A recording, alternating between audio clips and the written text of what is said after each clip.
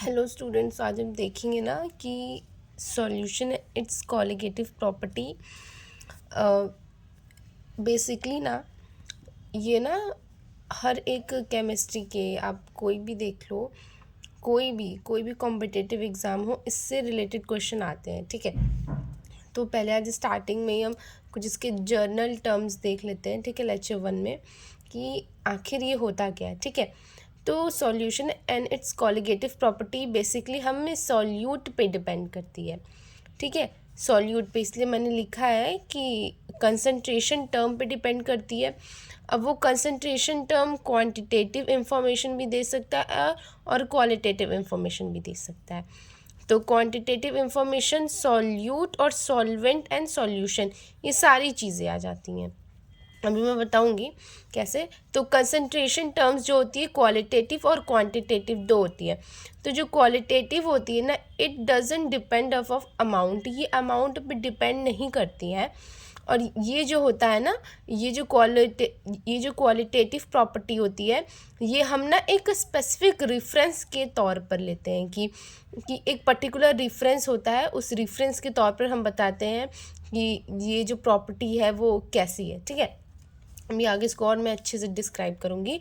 और एक ये होता है क्वांटिटेटिव इट्स ऑल अबाउट कि ये हमारे ना सॉल्यूट के अमाउंट पे डिपेंड करता है या सॉल्वेंट के अमाउंट पे डिपेंड करता है। तो ये चीज़ें जो क्वांटिटेटिव होता है ना, क्वांटिटेटिव मतलब क्वांटिटी, अमाउंट पे डिपेंड करता है ये कि हमारा जो सॉल्यूशन है उसमें कितना ग्राम हम सॉल्यूट ले रहे हैं, सॉल्वेंट ले रहे हैं, उसकी मोलारिटी क्या है। ये सारी चीज़ें होती हैं कि हम 100 ml में ले रहे हैं कि 1 kg में ले रहे हैं कि 1 मोल में ले रहे हैं। तो ये जितने भी हमारे क्वांटिटेटिव वाली चीज़ें होती हैं ना, ये जितने भी हमारे अमाउंट डिपेंडेंट चीज़ें होती हैं, ये हमारी क्वांटिटेटिव में ही आती हैं। ठीक है, जैसे कि 1 मोल जो होता है, हम किसी भी 1 मोल की बात कर रहे हैं तो ये एवोगाड्रोस नंबर के बराबर होता है। ये हम आगे देखेंगे, अभी मोल कॉन्सेप्ट में देखेंगे ये solution and it's colligative property में। ठीक है, अब जैसे मैंने आपको बताया था कि ये क्वांटिटेटिव है, क्वांटिटेटिव मतलब जो कि क्वांटिटी पे डिपेंड करता हो, और ये it doesn't depend upon quantity, amount पे डिपेंड नहीं करता। जैसे कि एक एग्जांपल ले लो कि ये एक डाइल्यूट सोल्यूशन, एक कंसनट्रेटेड सोल्यूशन है। हम अब डाइल्यूट सोल्यूशन को क्या समझते हैं कि जिसमें कि सॉल्यूट की जो मोल है वो कम होता है एज़ कम्पेयर टू सॉल्वेंट। अब पहले ये देख लेते हैं कि सॉल्यूट क्या होता है।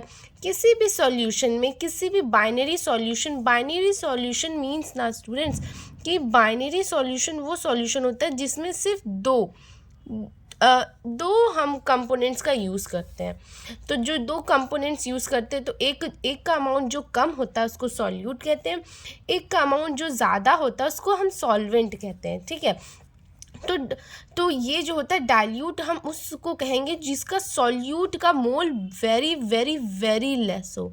ठीक है, very very very less, very very very less होता है तो हम डाइल्यूट सॉल्यूशन कहते हैं। और कंसनट्रेटेड में क्या होता है कि हाँ, सॉल्यूट की अमाउंट कम तो रहेगी सॉल्वेंट से, लेकिन उतनी भी कम नहीं रहेगी। जैसे कि मान लो कि अगर सॉल्वेंट का हम लिए हैं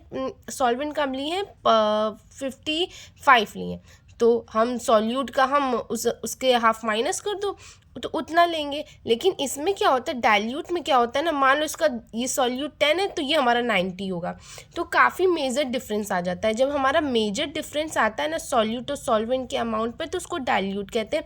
और जब कंसनट्रेटेड होता है, मतलब ज़्यादा अमाउंट में डिफरेंस नहीं होता है, तो उसको हम कंसनट्रेटेड लेते हैं। हम देखते नहीं कंसनट्रेशन ऑफ H2SO4 या कंसनट्रेशन ऑफ HCl, जब हम लैब में यूज़ करते हैं मैथमेटिकली, जब हम लैब में प्रैक्टिकल करते हैं ना, तो ये इसका मतलब कंसनट्रेटेड का मतलब कतई नहीं होता है कि इसमें हमारे H2SO4 की अमाउंट ज़्यादा है। नहीं, इसमें कंसनट्रेटेड मतलब होता है कि इसमें भी वाटर ही सॉल्वेंट है, इसमें वाटर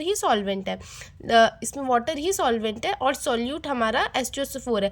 लेकिन इसमें तो होता है ना, थोड़ा कम होता है H2SO4, इसमें ज़्यादा कम हो जाता है। ठीक है, तो आई होप आपको ये समझ में आया होगा। अब मैं देखती हूँ क्वांटिटेटिव में क्या होता है ना, कि वही मैंने अभी पिछले ही बताया था कि जो कि क्वालिटी पे, जो कि हमारे जो बाइनरी मिक्सचर है, बाइनरी जो कंपोनेंट है उसकी अमाउंट पे डिपेंड करता है, कितना ग्राम हमने H2SO4 लिया, कितना ग्राम हमने अल्कोहल लिया, वाटर कितना लीटर लिया, ये सब हमारी चीज़ें होती हैं।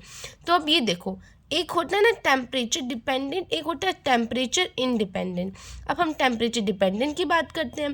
टेम्परेचर डिपेंडेंट क्या होता है कि देखो, volume by volume, weight by volume, molarity, normality, और एक टेम्परेचर इंडिपेंडेंट मतलब टेम्परेचर चाहे आप कुछ भी कर लो, जितना भी कर लो, बढ़ा लो, उसका फ़र्क ही नहीं पड़ता है। जैसे weight by weight, mole fraction, molality and ppm, ये सारे ना टर्म्स मैं अभी आपको बताऊंगी एक एक क्वेश्चन करके कि ये कैसे होता है, कैसे नहीं होता है। अब लेट्स डिस्कस इट ना। अब हम देखते हैं टेम्परेचर डिपेंडेंट। तो टेम्परेचर डिपेंडेंट मैंने क्या बताया था कि ये वॉल्यूम बाय वॉल्यूम, ठीक है, वॉल्यूम बाय वॉल्यूम होता है टेम्परेचर डिपेंडेंट। और ये जो होता है ना होमोजीनियस मिक्सचर होता है, ऐसा नहीं कि अब देखो ऑब्वियस सी बात है ना कि हम अब पोलर और नॉन पोलर को नहीं मिलाएंगे, हम ऐसे पोलर पोलर को ही मिलाएंगे ताकि हमें होमोजीनियस सॉल्यूशन मिले, ठीक है। ये होमोजीनियस के लिए ही बात हो रही है, ठीक है। पहला देख लेते हैं वॉल्यूम बाय वॉल्यूम। ये इसका जो वॉल्यूम होता है, ये नीचे वाली जो होती है v बाय वी, मतलब इसको, इसकी जो वॉल्यूम होती है सॉल्यूशन की वॉल्यूम होती है, और इसको सॉल्यूट, सॉल्यूट क्या होता है जो कि हमारे सॉल्यूशन में कम अमाउंट में प्रेजेंट होता है, ठीक है, उसको हम सॉल्यूट कहते हैं। या फिर volume by volume, percent of volume by volume, जो कि टेम्परेचर डिपेंडेंट होती है। एक क्वेश्चन से समझते हैं और इसका फिजिकल सिग्निफिकेंस क्या है कि क्यों हम ये चीज़ यूज़ करते हैं। जैसे कि हम लेंथ है, लंबाई में हम लेंथ सेंटीमीटर, पता है ना कि लेंथ इतनी होती है, इतना लंबा होता है, इसमें ये इसका फिजिकल सिग्निफिकेंस। तो मैं अभी बताऊंगी कि वॉल्यूम बाय वॉल्यूम का फिजिकल सिग्निफिकेंस क्या है। ऐसे फॉर्मूला तो आपने बहुत बार देखा होगा कि volume by volume we solute upon volume of solution into 100। तो ये तो आप निकाल सकते हो, ये तो हम 11th-12th में पढ़ते हैं, ये हमारी चीज़ें ईजी हैं। लेकिन इसका फिजिकल सिग्निफिकेंस क्या है, ये हम हायर क्लासेस में पढ़ते हैं, ये हम मास्टर्स में पढ़ते हैं, तो ये हमें पता होना चाहिए, ठीक है। तो हम देखेंगे 20% of volume by volume of aqueous solution, alcoholic solution, aqueous alcoholic solution. अब ये देखो 20 ml of alcohol present in 100 ml of solution. देखो अगर अब कभी भी हमें 20% ऑफ वॉल्यूम बाय वॉल्यूम दिया रहता है ना एक्वस एल्कोहलिक सोल्यूशन, तो इसका मतलब ये होता है कि 20 ml ऑफ एल्कोहल प्रेजेंट है हमारे 100 ml सोल्यूशन में। ये जो वॉल्यूम बाय वॉल्यूम होता है ये हमारा 100 ml के लिए डिफाइंड होता है कि 100 ml में पर्टिकुलर हमारा सॉल्यूट कितने अमाउंट में उसमें डिज़ोल्व है, ठीक है। तो इसीलिए एक्वस एल्कोहलिक सोल्यूशन, हमें पता है कि वाटर जो होता है बहुत अच्छा सॉल्वेंट होता है, इसको यूनिवर्सल सॉल्वेंट बोलते हैं, एल्कोहलिक है ये। तो अगर हमें कभी भी कहीं भी किसी भी सेंटेंस में अगर ये ऐसी लाइन दे दी ना कि 20% of volume by volume of aqueous alcoholic solution, इसका जो होता है फिजिकल सिग्निफिकेंस ये है कि 20 ml ऑफ एल्कोहल जो कि सोल्यूट है प्रेजेंट है हमारा 100 ml ऑफ सोल्यूशन में। और ऐसे भी समझ सकते हैं कि अगर परसेंट ऑफ एक्स है तो x mole of solute is present in 100 ml of solution, ठीक है।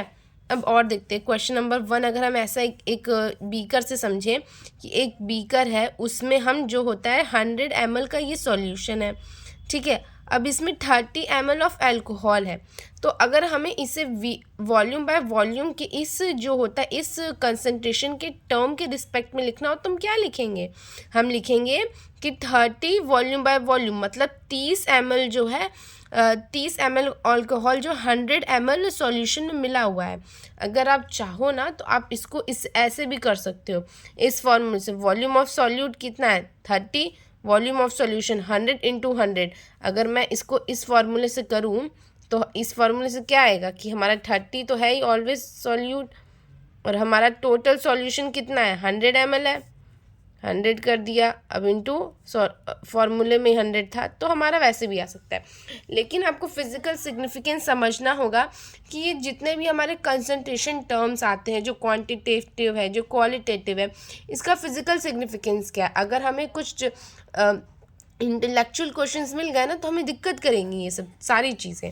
क्वेश्चन नंबर 2 है कि 10% ऑफ वॉल्यूम बाय वॉल्यूम है। अब इसका मतलब क्या होता है 10% ऑफ वॉल्यूम बाय वॉल्यूम, इसका मतलब तो यही हुआ कि 100 ml ऑफ सोल्यूशन में हमें 100 ml ऑफ सोल्यूशन में हमें 10 ml जो होगा कि सॉल्यूट होगा, ठीक है। अब ऐसे ऐसे ही हम बहुत सारे क्वेश्चंस कर सकते हैं। जैसे ये वाला देखो, इस क्वेश्चन में क्या है कि V जो है वॉल्यूम ऑफ सॉल्यूट 20 ml है और वॉल्यूम ऑफ सॉल्यूशन 200 ml। अब यहाँ पे बात फंस गई, हमने अभी तक क्या पढ़ा कि 100 ml सॉल्यूशन में, तो हमें अब 100 ml के रिस्पेक्ट में ना इसका V/V फाइंड करना पड़ेगा। तो अब इसको हम ऐसे जर्नल जो मैथ्स के क्वेश्चन होते हैं उसको वैसे सॉल्व कर सकते हैं। अब डायरेक्ट भी कर सकते हो अगर आपको हैबिचुअल हो। 20 ml कंटेन कर रहा है 20 ml ऑफ सॉल्यूट, तो 1 ml कितना करेगा 20/200, ठीक। अब फिर हमें पूछ रहा है 100 ml में ही हम V/V का कंसंट्रेशन टर्म डिफाइन करते हैं, तो 20/200 × 100 तो हमारा 10 आ गया, ठीक है। ऐसे ये वाला क्वेश्चन है कि an aqueous solution contain 30 ml of alcohol in 300 ml, तो हमें फाइंड करना है V/V, ठीक। V/V वो होता है जो 100 ml सॉल्यूशन में कितना अमाउंट सॉल्यूट है उसको, इसको ही V/V कहते हैं। V/V बेसिकली हमारा 100 ml का जो सॉल्यूशन होता है उसमें हम कितना ग्राम जो होता है, कितना ml जो होता है सॉल्यूट ले रहे हैं उसको ही डिफाइन करता है। तो कैसे करेंगे, ऐसे ही करेंगे कि 300 में हमारा कितना होता है, 300 में हमारा 30 है, तो हमारा जो हो जाएगा 1 ml में कितना होगा 30/300। फिर उसके बाद हमारा जो होगा 100 ml में कितना हो जाएगा 10। आई होप आपको समझ में आया होगा ये कंसंट्रेशन टर्म, ठीक है। अब दूसरी कंसंट्रेशन टर्म की बात करते हैं W/V, जहाँ V सॉल्यूशन है और W सॉल्यूट है। मास बाय वॉल्यूम, इसका क्या मतलब होता है, amount of solute is present in 100 ml of solution. अब इसमें क्या हो गया ना, इसमें हम अब सॉल्यूट जो रहेगा वो एक लिक्विड नहीं रहेगा, इसमें अब जो सॉल्यूट रहेगा वो एक हमारा एक पाउडर फॉर्म में भी हो सकता है, ठीक है, पाउडर फॉर्म में भी हो सकता है। जस्ट लाइक अगर हमें नमक लिए और पानी लिए, तो पानी यहाँ पे सॉल्यूशन है, लिक्विड, ठीक, और जो W है वो हमारा एक पाउडर फॉर्म में है तो हमारा सॉल्यूट है, उसमें उसको हम ग्राम से देखते हैं, ठीक है। तो वैसे ही है। अब एक क्वेश्चन से देखते हैं कि ये कैसे क्वेश्चन सॉल्व है। 20% of W/V of aqueous NaOH solution. अब देखो इसका फिजिकल सिग्निफिकेंस क्या है कि 20 ग्राम ऑफ NaOH प्रेजेंट है 100 ml सॉल्यूशन में, ठीक है। 20 ग्राम ऑफ NaOH हमारा डिज़ोल्व है 100 ml ऑफ सॉल्यूशन में, ठीक। अब ये देखो एक क्वेश्चन है कि 30 gram of NaOH 100 ml solution में, वही बात है कि 30 ग्राम हमारा NaOH 100 ml सॉल्यूशन में डिज़ोल्व है। अगर हमें इसका W/V फाइंड करना रहा तो W/V हम कैसे फाइंड करेंगे, इसका एक जर्नल फार्मूला है कि सॉल्यूट जो हमारा 30 दिया लिख ले और हमारा 100 दिया वो लिख ले और इसको 100 में रख दे, 100 कट जाएगा 30 आ जाएगा, ठीक। ऐसे ही इसलिए यहाँ पे 30 लिख दिया, लेकिन 30% ऑफ W/V का मतलब ही यही है कि हमारा 30 ग्राम NaOH 100 ml सोल्यूशन में डिज़ोल्व है, ठीक है। इसका फिजिकल सिग्निफिकेंस समझना बहुत ज़रूरी है, ठीक है। अब जैसे ये वाला क्वेश्चन भी देखो कि 20 ग्राम ऑफ सॉल्यूट 200 ml में, तो हम W/V फाइंड करना, और हम अभी स्टार्टिंग से बताते आ रहे हैं कि V/V हो या W/V हो, ये हमें डिफाइन करता है कि 100 ml सॉल्यूशन में कितना अमाउंट सॉल्यूट का डिज़ोल्व है। तो 200 ml ऑफ सॉल्यूशन कंटेन्स 20 ग्राम, अगर हम 1 ml ले तो 20/200, ठीक है। अब हमें 100 ml के लिए फाइंड करना है, क्योंकि ये जो पर्टिकुलर टर्म है ना, कोई भी साइंटिस्ट एक कंसंट्रेशन टर्म डिफाइन करता है ना स्टूडेंट्स, तो एक रेफरेंस लेता है कि इस पर्टिकुलर रेफरेंस से ही हम वो चीज़ फाइंड कर सकते हैं, ठीक है। एक पर्टिकुलर रेफरेंस से ही हम वो चीज़ फाइंड कर सकते हैं। इसीलिए अब 100 ml सॉल्यूशन में 2/200 इंटू ये 10 ग्राम आ गया। अगर आपको बेसिकली बहुत ज़्यादा जल्दी है हर क्वेश्चन सॉल्व करने की, तो आप इस फॉर्मूले से लगाओ, फट से आंसर आएगा। लेकिन if you are a higher class, आपको पता होना चाहिए कि इसका फिजिकल सिग्निफिकेंस क्या है। हम जो भी कंसंट्रेशन टर्म्स पढ़ते हैं उसका एक्चुअल में मीनिंग क्या होता है। एक क्वेश्चन देख लेते हैं लास्ट, उसके बाद में कल जो होता है और भी जितने भी सारे प्रॉपर्टीज़ हैं, मोलैरिटी, नॉर्मैलिटी, वो सारी चीज़ें डिस्कस करूँगी, ठीक है। An aqueous solution of sugar contains 50 gram of sugar, ठीक। And 400 ml of solution, then W/V। अगर हमें W/V फाइंड करना है तो हमें 100 ml के लिए ही फाइंड करना है, लेकिन हमें यहाँ पे क्वेश्चन में क्या दिया है, 50 ग्राम शुगर दिया है, वो भी 400 ml के लिए। तो पहले क्या करेंगे, 50 ग्राम 400 ml। अब पहले हम 1 ml के लिए निकाल लेते हैं कि 1 ml में शुगर कितना है, ठीक है, इतनी शुगर है।